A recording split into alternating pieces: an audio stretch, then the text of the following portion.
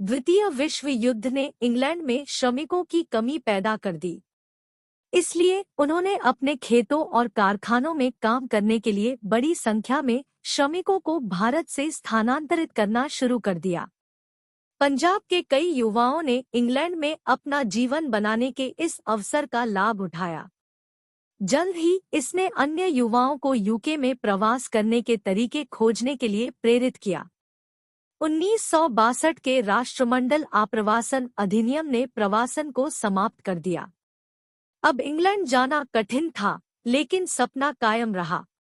बुजुर्ग मनु रंधावा, तापसी पन्नू लंदन के एक अस्पताल से भाग जाती है और उसकी मुलाकात आव्रजन वकील पुरु पटेल, देवेन भोजानी से होती है।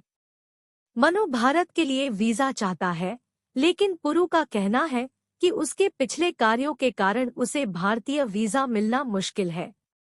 मनु जानता है कि केवल हार्डी ही उसे भारत वापस ला सकता है। वह अपने पूर्व प्रेमी हरदयाल हार्डी सिंह ढिल्लों, शाहरुख खान से मिलाने में उनसे सहायता का अनुरोध करती है। पंजाब के लालटू में एक वृद्ध हार्डी 25 साल बाद मनु का फोन पाकर बहुत खुश है। वह उससे दुबई में मिलने के लिए कहती है ताकि वह उसे डंकी मार्ग से भारत वापस ला सके, क्योंकि उसे भारतीय वीजा नहीं मिल पा रहा है। मनु और उसके दोस्त बुग्गू और बल्ली दुबई जाने के लिए उड़ान भरते हैं। 25 साल पहले 1995 में मनु और उसके दोस्त बलिंदर बुग्गू लखनपाल, विक्रम कोचर और बल्ली अनिल ग्रोवर लालटू में रहते हैं और बेहतर जीवन के लिए लंदन में प्रवास करने के लिए उत्सुक है। मनु का घर गिरवी रख दिया गया था और वह एक ढाबे पर रसोइया के रूप में काम करती थी। बुग्गू की मां को एक स्थानीय कारखाने में गार्ड के रूप में काम करना पड़ता था और बल्ली की मां घर चलाने के लिए कपड़े सिलती थी, इसलिए उसने नाई का काम किया। गरीब और अशिक्षित, विभिन्न तरीकों की कोशिश करने के बावजूद वीजा प्राप्त करने में असमर्थ है। एजेंट मनु को कुश्ती सीखने के लिए कहता है ताकि वह उसे ओलंपिक के लिए भारतीय कुश्ती टीम में स्पोर्ट्स वीजा दिला सके। एक दिन हार्डी, एक पूर्व सेना अधिकारी, उनके गांव में आता है। मनु के भाई महिंदर, सुहेल जरगर ने आतंकवादियों की गोली लगने से उसकी जान बचाई थी। महिंदर एक नागरिक थे, लेकिन हार्डी को अपने कंधों पर उठाकर नजदीकी सैन्य अस्पताल ले गए और कई हफ्तों तक उनके साथ रहे जब तक कि वह खतरे से बाहर नहीं हो गए।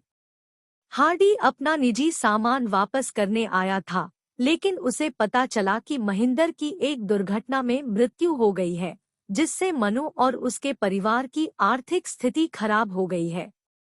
महिंदर के परिवार में एक विधवा, जानवी सांगवान और उसका बेटा था। हार्डी ने अपने भाई की दयालुता के बदले में मनु को लंदन पहुंचने में मदद करने का वादा किया। हार्डी ने मनु को कुश्ती के गुर सिखाना शुरू किया। जब मनु एजेंट के पास लौटता है तो उसे पता चलता है कि वह नकली था और वह बल्ली 30,000 रुपए और बुग्गू 1,50,000 रुपए से पैसे लेने के बाद भाग गया।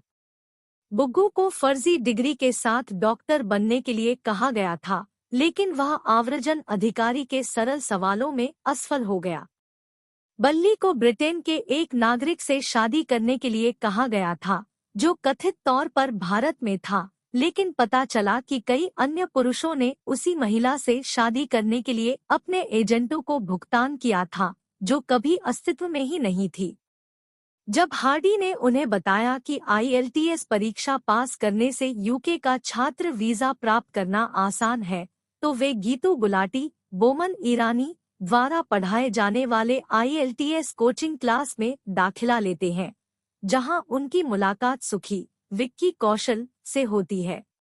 सुखी अपनी पूर्व प्रेमिका जस्सी को बचाने के लिए लंदन जाना चाहता है, जिसकी शादी एक NRI व्यक्ति से हुई थी जो उसका शारीरिक शोषण करता था।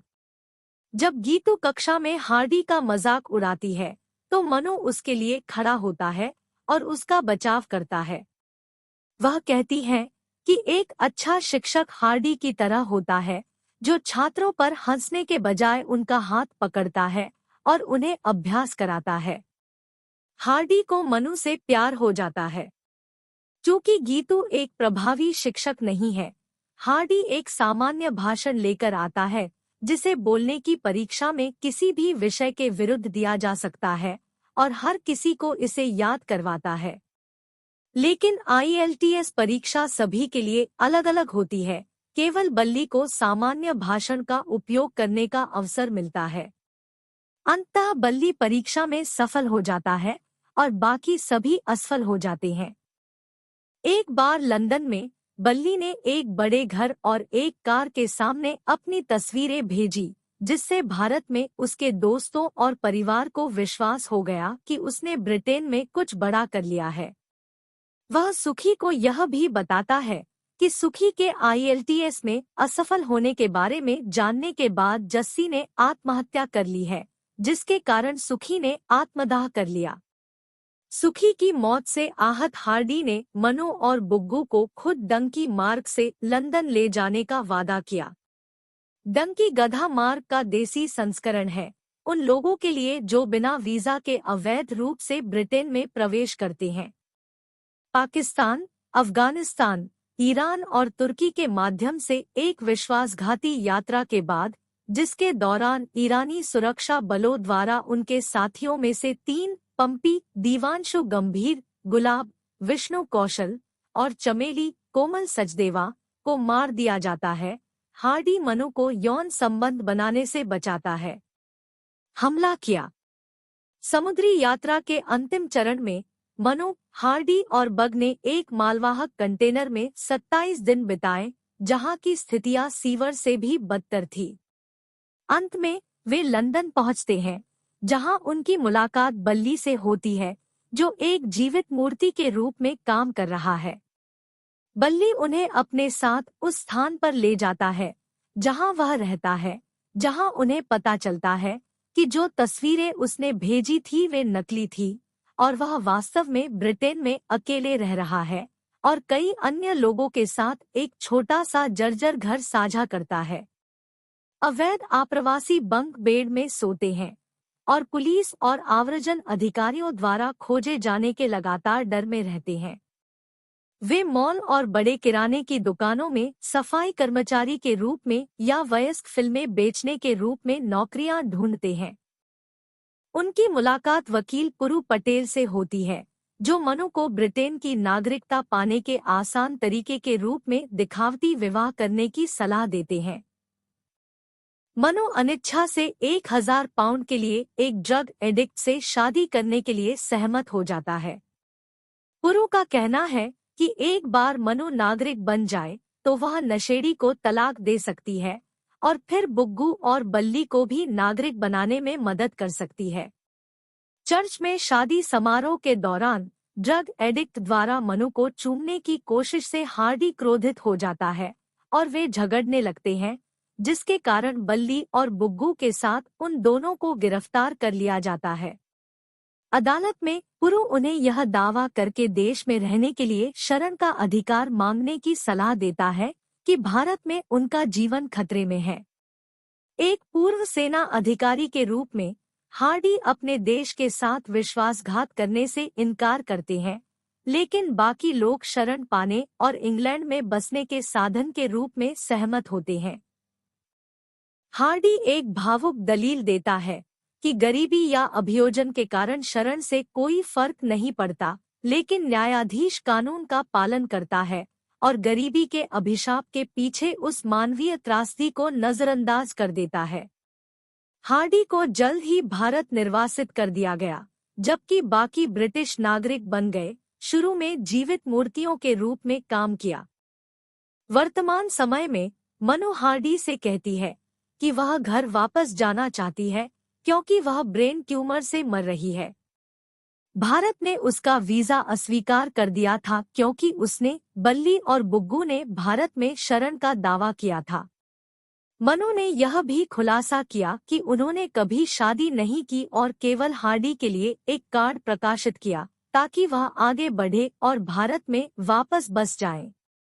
वे जेद्दा में कार्गो कंटेनर के जरिए भारत निकलने की कोशिश कर रहे हैं।